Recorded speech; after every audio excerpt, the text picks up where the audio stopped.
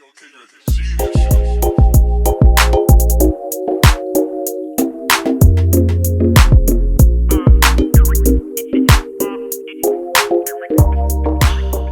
so 20 wins, 4 losses, and 1 draw. Yes. On the 23rd of April, 1982, in sunny California, Gerald, introduce me to yourself. Hello, my name is Gerald Washington. Like you said, I'm from sunny California. I was born in San Jose, California. I grew up in Vallejo, California. My mother is of Mexican descent, and my father is African American.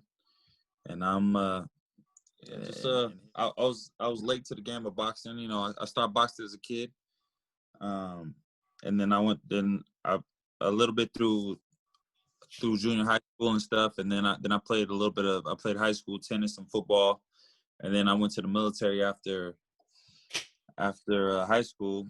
Yeah. And then after that, that's when I started playing football. I went to a junior college and I earned a scholarship to the University of Southern California.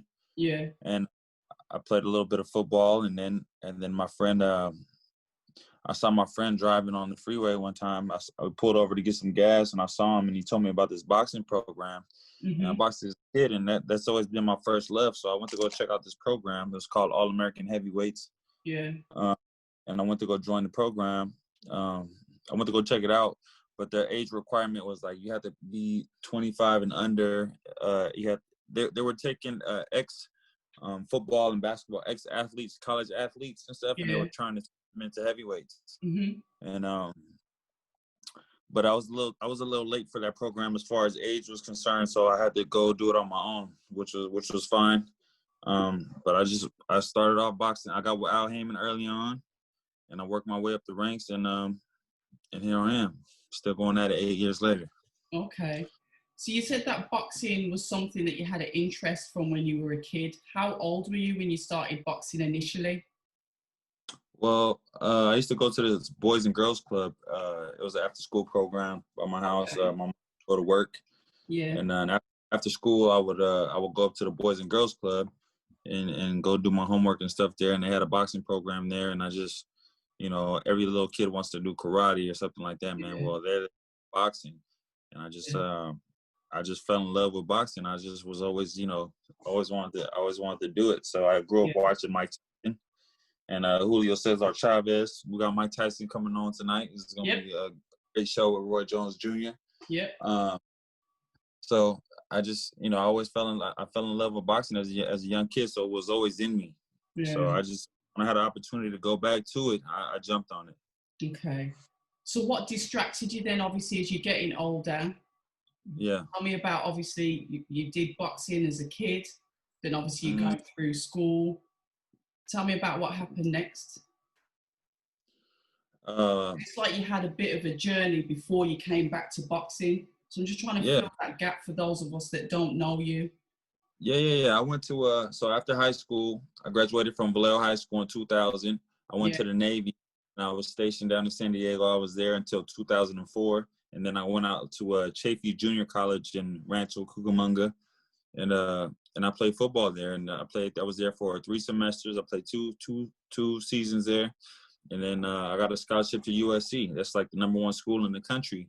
Right. And, you know, for me not really playing, I got my little hat right here too, my Trojan hat.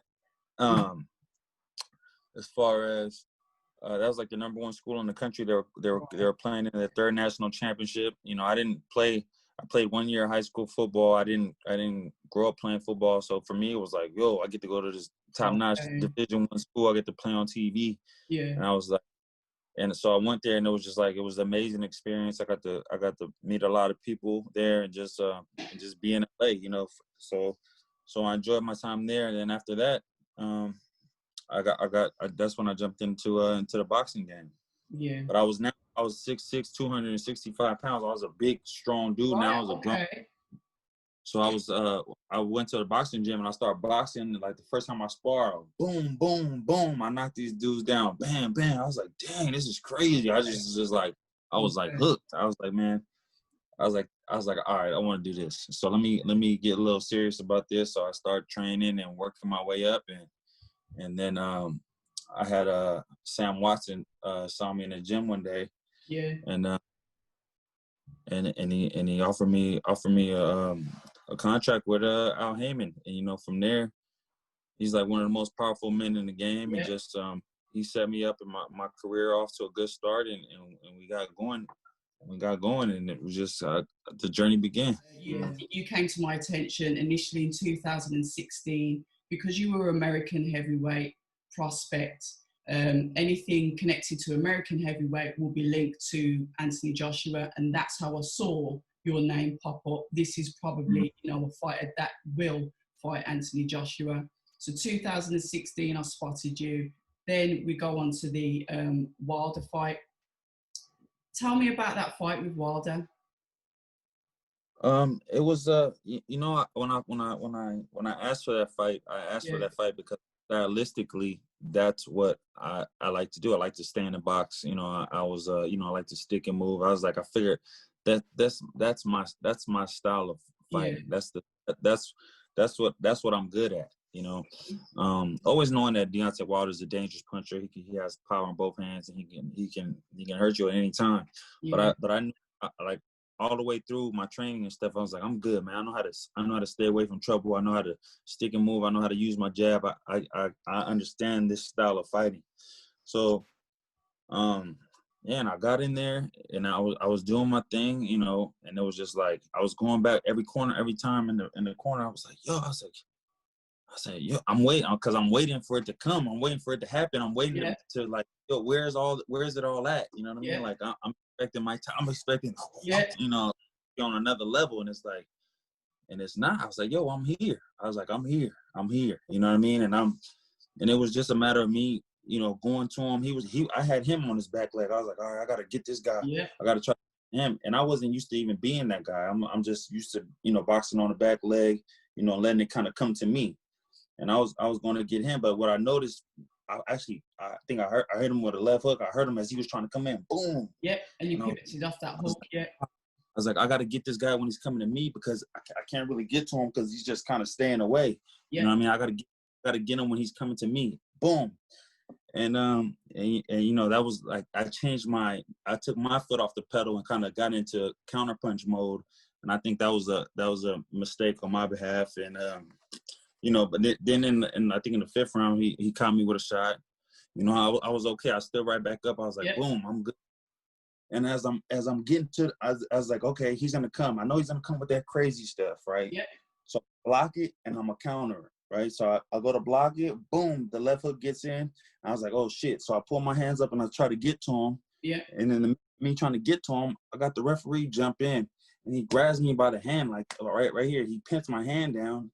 I look at him, and he's like, and then he jumps back out. At the meantime, Deontay Wilder still, boom, boom, he's still throwing shots. So now I'm trying to get to him again, and then he jumps in and he calls the fight.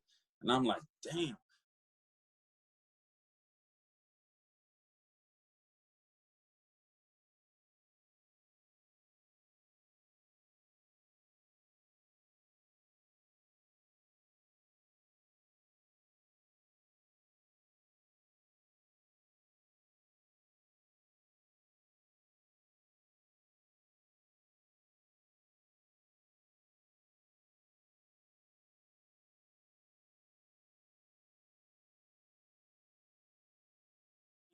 But in the middle of that, I was okay from the initial get up. But then when he jumped in and kind of took my attention away from him, and he was still punching me, that's when that's when I felt it. Yeah. That's like, damn. But by that time it was over, and I'm like, you know, I was like, fuck. Mm-hmm. You know, I was like, no, it was just, it's like that. Boom, you there? Boom, it's gone. Like, you know what I'm saying? Just like that. And it's like, you know. I've watched that fight. I stayed up to watch it. I messaged you on Twitter after the fight. You came across as the more aggressive fighter to start off with. I only had 20 weeks to prepare for that fight, like 3 weeks. Okay, so you had 3 weeks to prepare. You came into that fight on the front foot. I got that you push forward, you use your jab, and you feint really, really well. You were flinching, you were feinting, and you was using that jab You was ducking to the body and using the jab and utilising the double jab. You were slipping his shots nice. He couldn't find his range with you in the first round because you were slipping the shots. You was dipping out the way. It was really good to watch. You weren't afraid to walk into a possibility of getting hit by that right hand. That's what I noticed. You was one of the fighters that were aggressive to come forward without that fear of getting, everybody seems to fight him on the back foot and they don't want to get hit, but you came forward. Tell me about that. In one of the pictures, I'm actually like with my hand down, and I was like, "Yo, I must have been feeling really comfortable because I'm standing there, like but really, I know a good. I think I'm a good judge of like distance, right? So I knew that he had to like really step in to get to me. You know what I mean?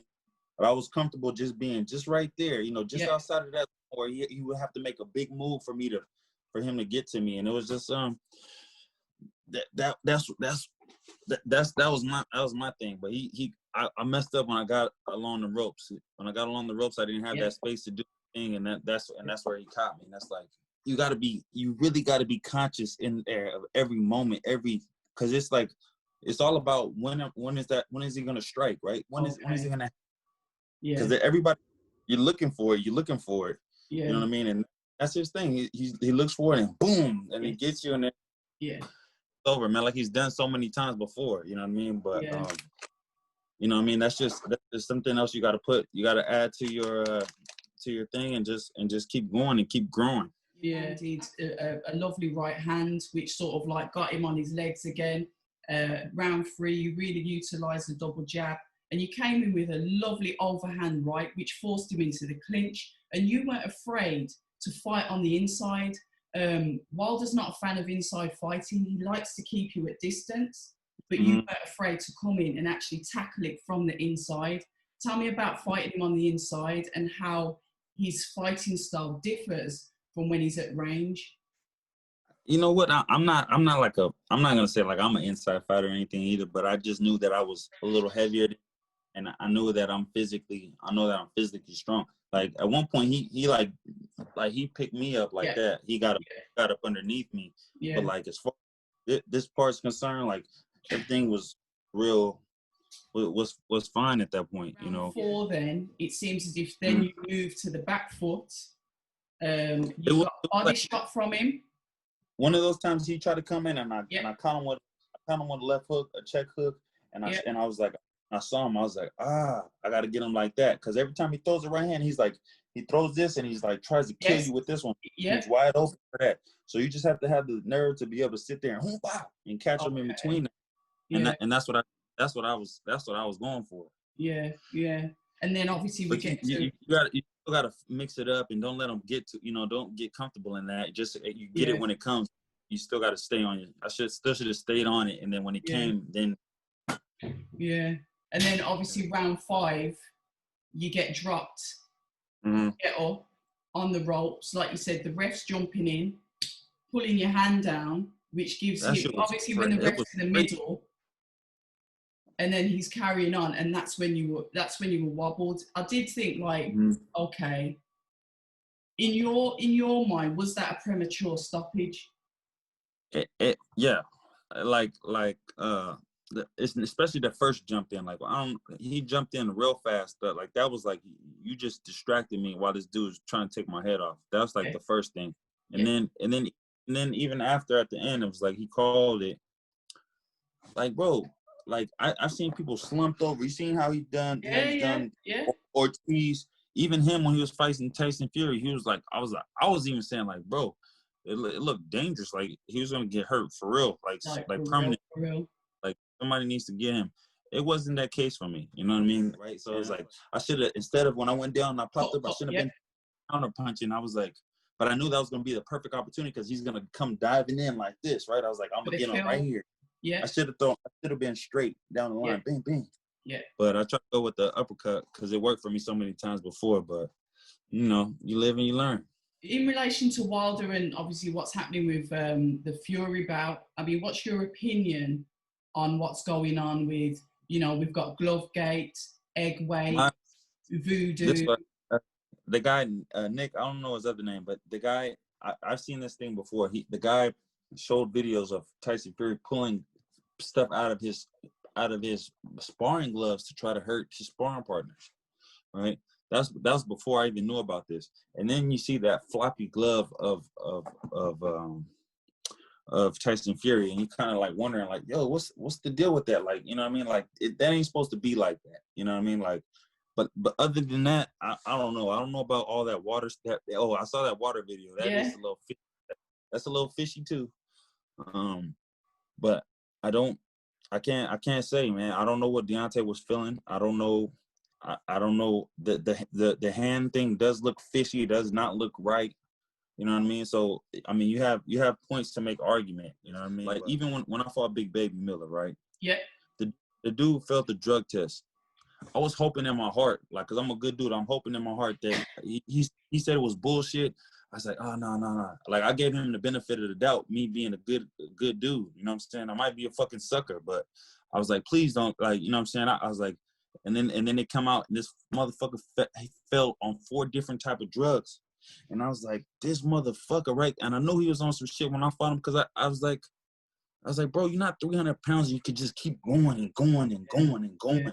I played football. I know what 300-pound men do. They can run 1, 2 laps, and then they're tired as shit. You know what I'm saying? And that not to happen. It was like, I was waiting for it to happen, and I was like, bro, for you to just keep that motor going the whole damn time, something's up.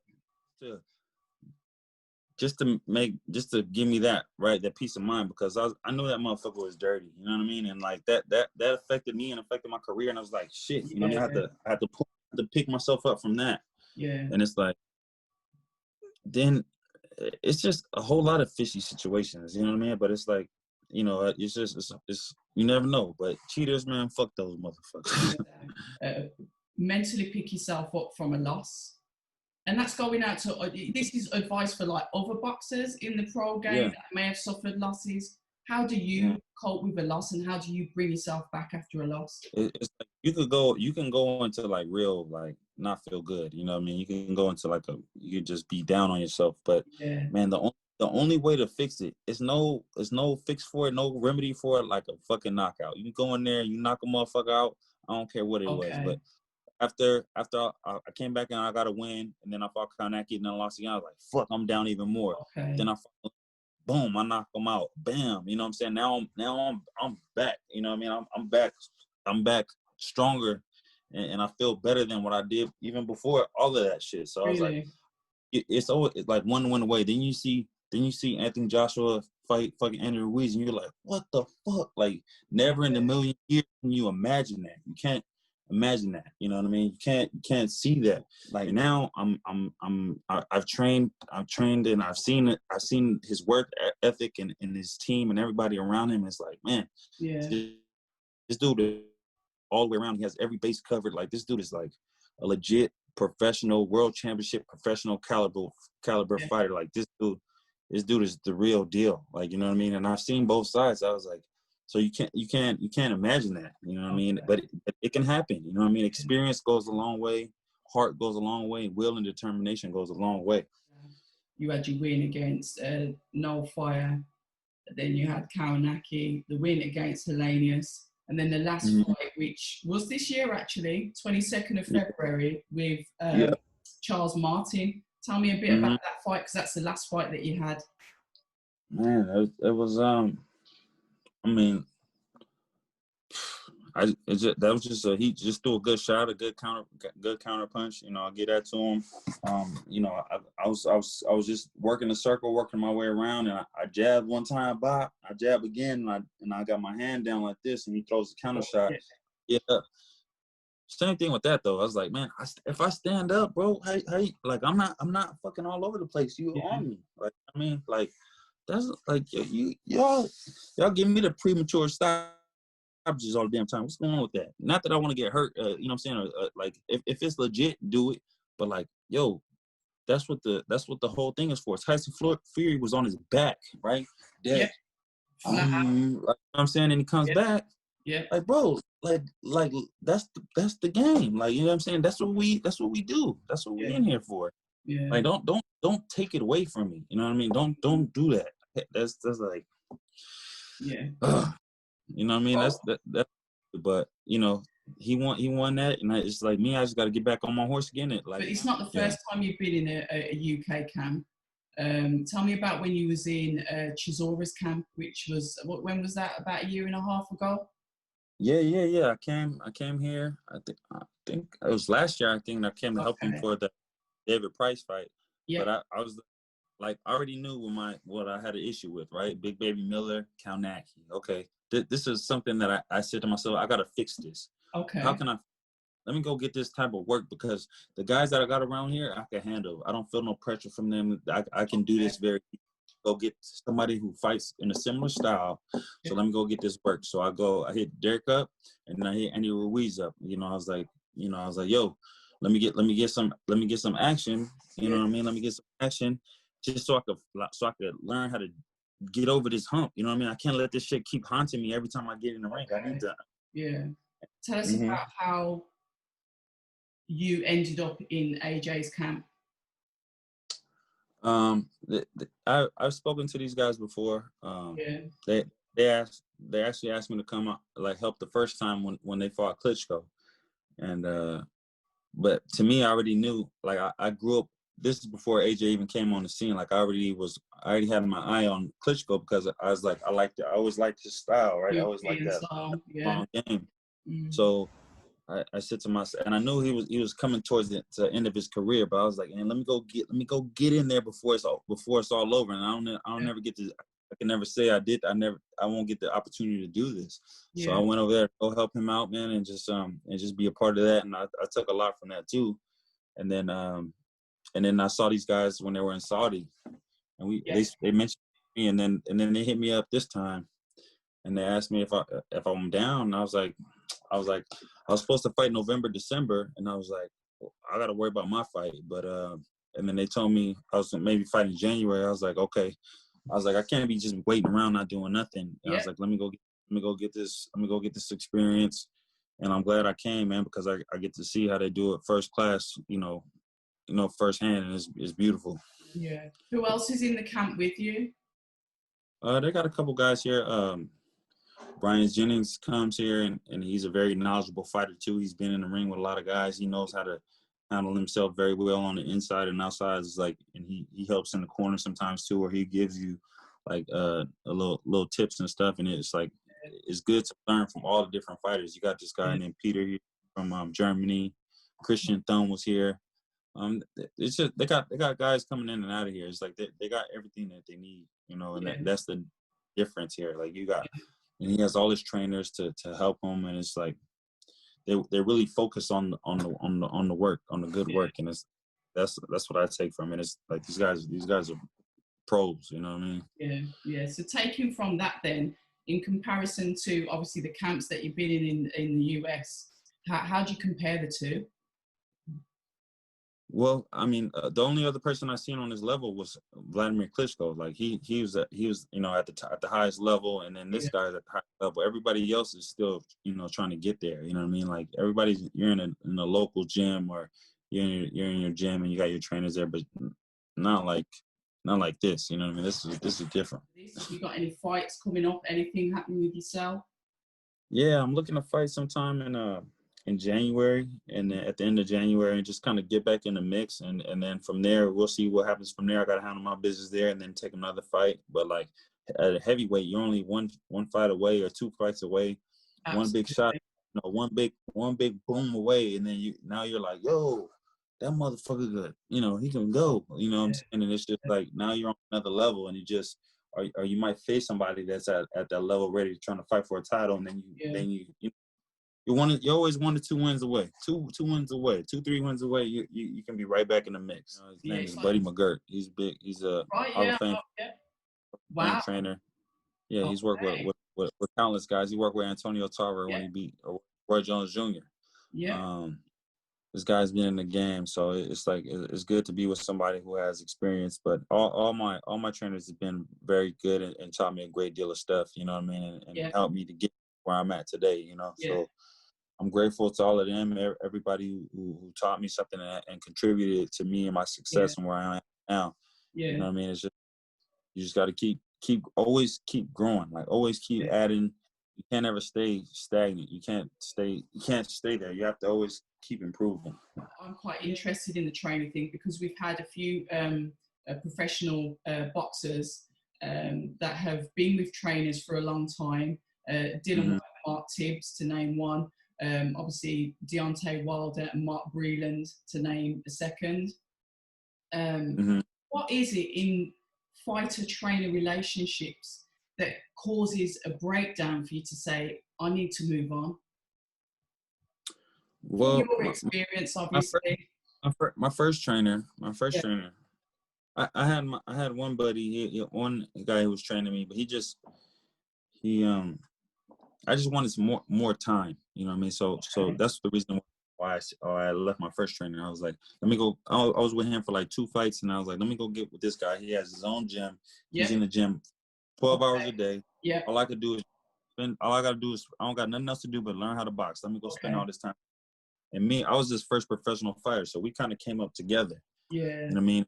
And he taught me my fundamentals and got me all the way to the world title shot, which was great. But I had some issues that I had to deal with as far as fighting these type of fighters. You know what I mean? I had to figure that out, and it happened to me once, and I was like, yo, I have to learn how to deal with this. So I tried to go get someone else and to help. And at that point, that's when he was like, I think it's just best you find another trainer. I said, okay, then I got to do what I got to do at that point. So I got with somebody else. I got with Buddy, because I met Buddy a while ago, and like he's been there. He's been a world champion multiple times. He's had fighters on all these different levels. Like he knows what it is. Yeah, and it's like you go to that mechanic. You know, these guys can't figure it out. You go to that old mechanic. Boom. Oh, you just need to do this. And that's it. Yeah. It's like he has me in a place where my mind is calm. You know, I've been through all these experiences now to where it's like, you know, I know how to stay settled, and he can add to that, and he can give me the tools that I need to kind of help me get to the next level. Yeah, because that relationship you have with your trainer is a really important one. You put in all your trust and faith and confidence. When you're going back to that corner, they can see what you can't. You need to really have that trust with your trainer. You must, and you must, and you have to. You got to, but at the same time, you got to be able to stand in there too. You know what I mean, and don't fall apart. Obviously, you have got to put the work into. Obviously, there's the boxing skill, there's the IQ, there's being able to suss out your opponent.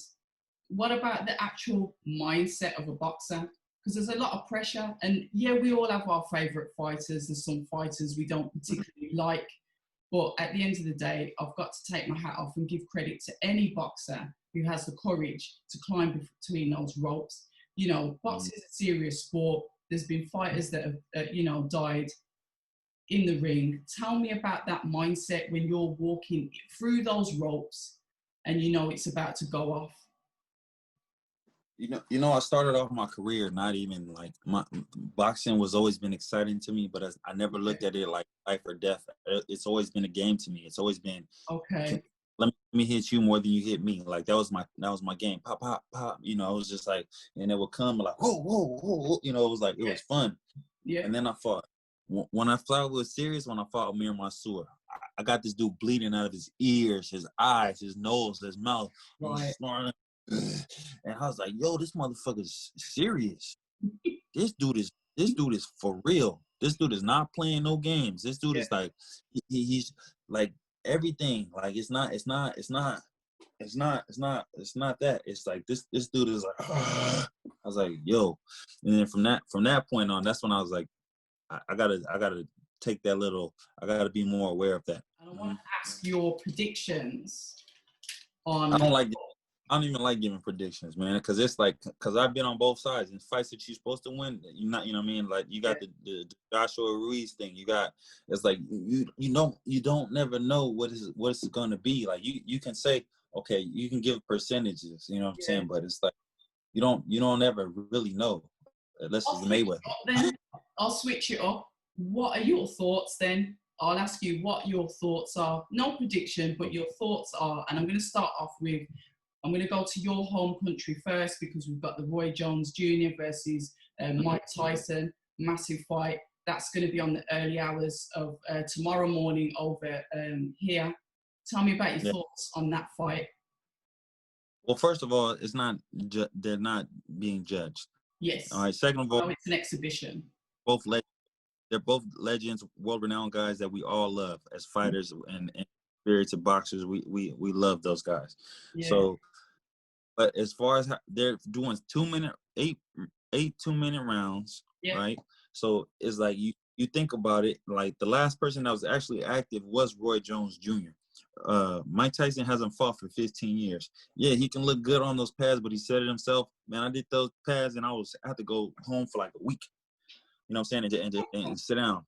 So like I know that the game of boxing, Roy Jones can do the sticking and moving and use the jab and make it hard for Mike Tyson for a little while. I know that. Yeah. Right. So same time, like,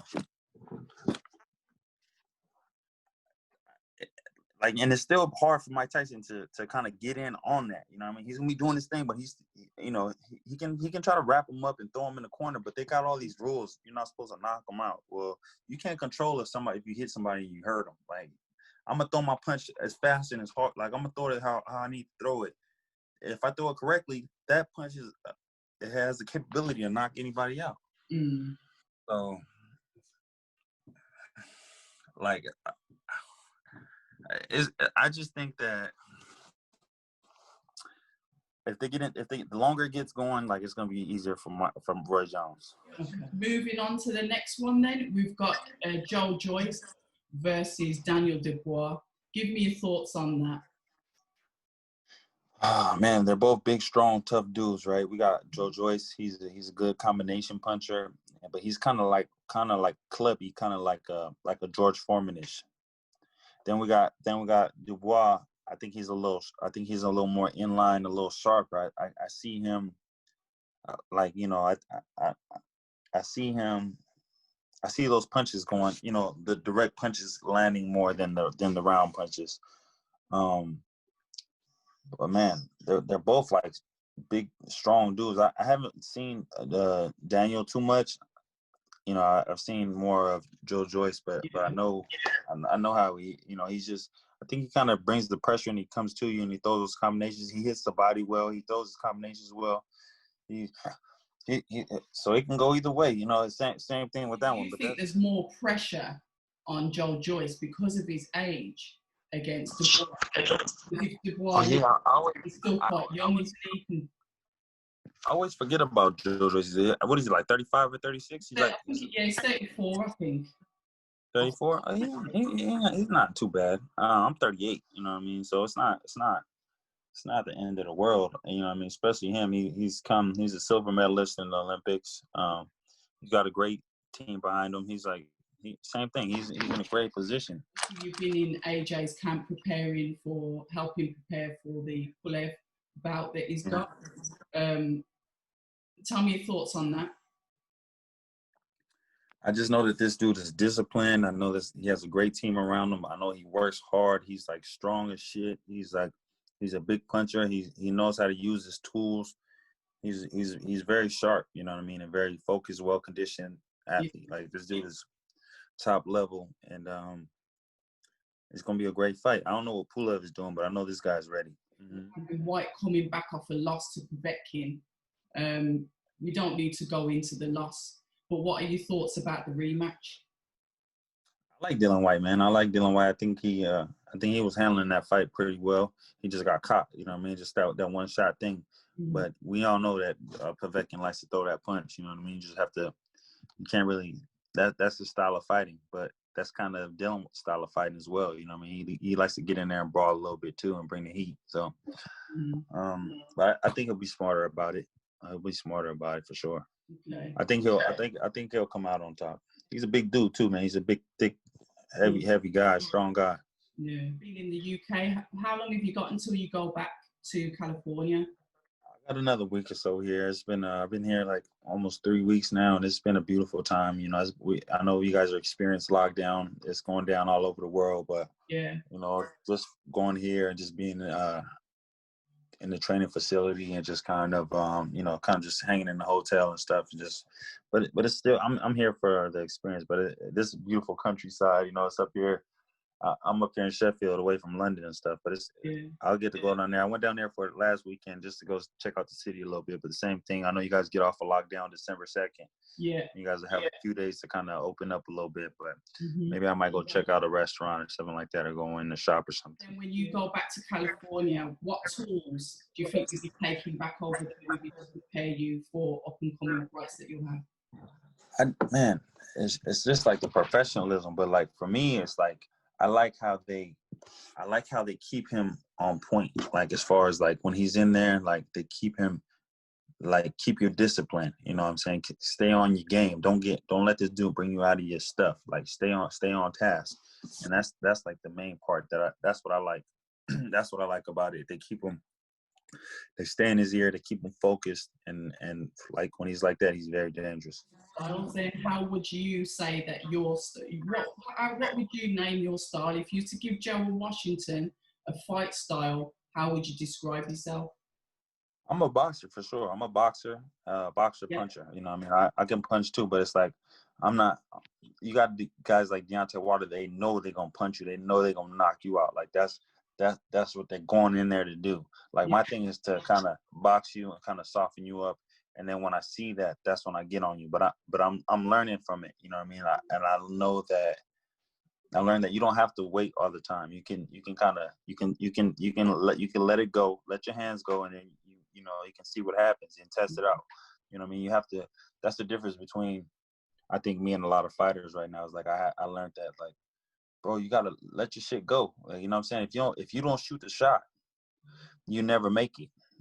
You have to shoot the shot to make the shot. You have to shoot, even if you miss. You have to shoot it in order to know. If you don't shoot it, you're never gonna know. So shoot your shots, because I know I got power, right? I've seen it. I've done it before. So let that shit. I gotta like let it go, and then and good things will happen. Let it go with discipline, though, right? Let it go and get safe. Let it go and protect yourself. Don't just let it go and be out there like, you know, because some shit at this level, things come back and you can be in trouble. Yeah. Is there anything else that you want to say before we wrap up?